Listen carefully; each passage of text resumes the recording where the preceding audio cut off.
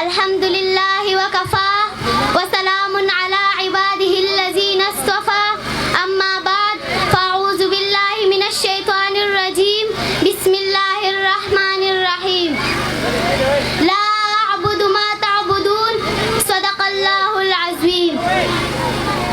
یہ نفرت بری ہے نہ پالو اسے، یہ نفرت بری ہے نہ پالو اسے، دلوں میں خلش ہے نکالو اسے.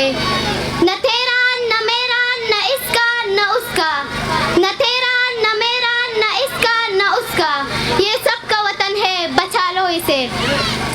ارباب علم و دانش، صاحبان فکر و سخن، گرا قدر معماران وطن، مہمانان گرامی اور بلبلان وطن، السلام علیکم ورحمۃ اللہ وبرکاتہ. آج میں آپ کے سامنے جس موضوع پر سخن ترازی کی جسارت کر رہی ہوں وہ ہے آزادی پاکستان، پس منظر، جد و جہد اور ثمرات. صاحب صدر، میرے لیے 14 اگست محض ایک تاریخ نہیں ہے بلکہ 14 اگست وہ امانت ہے جو میرے پورک نے لاکھوں قربانیاں دینے کے بعد میرے حوالے کی ہے، اور مجھے بنا کسی قربانی کا دریغ کیے اسے اگلی نسلوں تک منتقل کرنا ہے. 14 اگست وہ تشخص ہے جو مجھے ساری دنیا سے جدا مقام دیتا ہے. 14 اگست وہ سحر ہے جس کی تلاش میں کئی ستارے ڈوب گئے. معزز سامعین، میں پاکستان، وہ پاکستان کے جو اپنی تکمیل سے پہلے پیروں میں غلامی کی زنجیریں، ہاتھوں میں مظلومیت کی ہتھکڑیاں اور گردن میں رسم ظلم و زیادتی جبر تشدد پہنے ہندوستان کی گلیوں میں پڑا تھا. یہ بات ہے 19 کے دہائی کی کہ ابھی پاکستان معرض وجود میں آیا نہ تھا، ابھی مسلمانوں کو آزادی ملی نہ تھی کہ ہر جانب ظلم و جبر و زیادتی کا سما، تو کہیں بچے اٹھائے ہوئے جنازے وہاں. یہ مسلمان ہے اسے قتل کر دو، یہ رواج عام تھا، ڈر ڈر کے جینا یہی تو نظام تھا. آزادی کے لیے آواز اٹھانے والوں کی لاشوں کو جلایا گیا، کئی ماؤں کی گودیں اجاڑی گئی، کئی بچوں کو یتیم کیا گیا. ارے ضعیف بوڑھوں نے اپنے کمزور کاندھوں پر کئی بیٹوں کے لاشیں اٹھائے. صدر علی وقار کے بیسے میں تاریخ تقدیتی راہ ہے ایک ایسے شخص کی کہ جو انصاف دلائے گا، ان ظالم جابر جھوٹے لوگوں سے ہم کو نجات دلائے گا. کیسے میں چراغی امیدی بشر نے سمتی مغرب دیکھا تو مشرق کا ایسا سورج طلوع ہوا جو دینی محمدی صلی اللہ علیہ وسلم کا سپاہی بن کر نعرہ تکبیر بلند کر کے حق و صداقت کی شمشیر لیے ظلم کی زنجیروں کو کاٹنے آیا، پیغامی آزادی دینے آیا. اور پھر دنیا نے دیکھا کہ جہد مسلسل کی داستان نگار وطن کی سلامتی کا عنوان بن گئی اور دنیا میں ایک نئی اسلامی سلطنت پاکستان بن گئی. 27 رمضان المبارک کی رات امت محمدی صلی اللہ علیہ وسلم کو قرآن کا تحفہ دینے والے پروردگار نے 27 رمضان المبارک کے دن امت مسلمہ کو پاکستان کا تحفہ عطا کر دیا. الحمدللہ. کیا اب اقبال کے خواب کو پورا کیے ہوئے مسلمان کھڑے ہیں قربانیاں دیے ہوئے. اے قائد تو نے کر دکھایا کام مجھ سے، ذرہ ہے آفتاب کو حیران کیے ہوئے.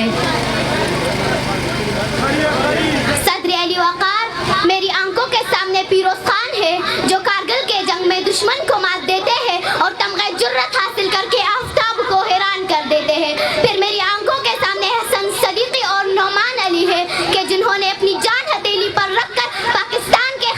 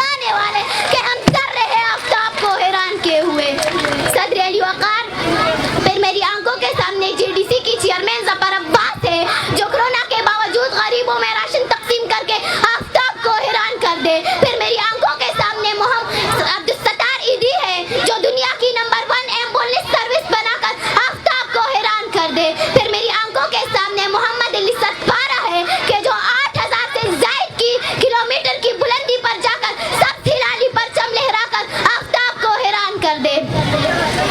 صدر علی وقار جب یہ ذرے آفتاب کو حیران کرنے نکلے تو بدر کے میدان میں 313, کربلا کے میدان میں 72, پاک فضائیہ کے راشد منہاس ہو یا پاک فوج کے میجر سرفراز علی ہو, پارا چنار کے اعتزاز حسن ہو یا پھر آرمی پبلک اسکول کی طاہرہ قاضی, ارے یہ وہ ذرے ہیں جو اس وطن کے لیے اپنی جانیں تو قربان کر دیتے ہیں, مر تو جاتے ہیں مگر دنیا کو یہ پیغام دیتے ہیں کہ ہر حال میں ہر دور میں تابندہ رہوں گا, میں زندہ و جاوید ہوں, پائندہ رہوں گا. تاریخ میری نام کی تعظیم کرے گی, میں تاریخ کے اوراق میں آئندہ رہوں گا کہ ذرے آفتاب کو حیران کیے ہوئے. والسلام.